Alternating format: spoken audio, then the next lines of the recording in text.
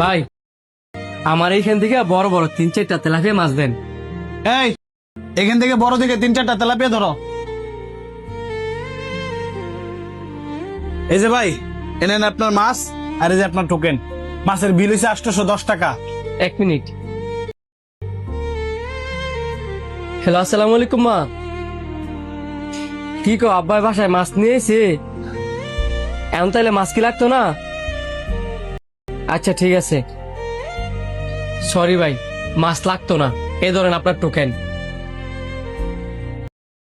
কি বলেন মাছ লাগতো না? এখন এই কাটা মাছ কি ফেরত নেওয়া সম্ভব? সম্ভব না কেন? মাছ কাইটে রাখছেন তাতে কি? অন্য কারো থেকে বিক্রি করে দিবেন, আর বিক্রি না করতে পারলে নিজে খাইবেন। ভাই আপনার কি মাথা ঠিক আছে? এই কাটা মাছ কোন কাস্টমাররা দিলে নিবো? আর আমার ঘরের ভিতরে মাছের অভাব নাই, এটা আমার ব্যবসা, আমি আনতে নিয়ে গেলে মাছ খাম। আমার মাথা ঠিকই আছে, আমার বাবা মাছ নিয়ে আইছে।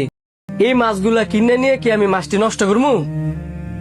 দেখেন ভাই, আমি আপনার সাথে কোনো বার্গেনিং করতে চাই না। টাকা দেন, মাছ নেন, বোঝার চেষ্টা করেন। আমি বুঝতাম, বুঝার তো উচিত ছিল আপনার, যখন আপনি ডেলিভারি বয়ডারে ফেরত ফাড়াই দিলেন। স্যার আপনার পার্সেল। এই মিয়া, এতক্ষণ আপনার পার্সেল নিয়ে আসার সময় হয়েছে? পার্সেল লাগতো না, ফেরত নেন। স্যার রাস্তায় অনেক জ্যাম ছিল তো, এই কারণে আইতে একটু লেট হয়েছে। রাস্তায় জ্যাম আছিল তো আমি কি করতাম?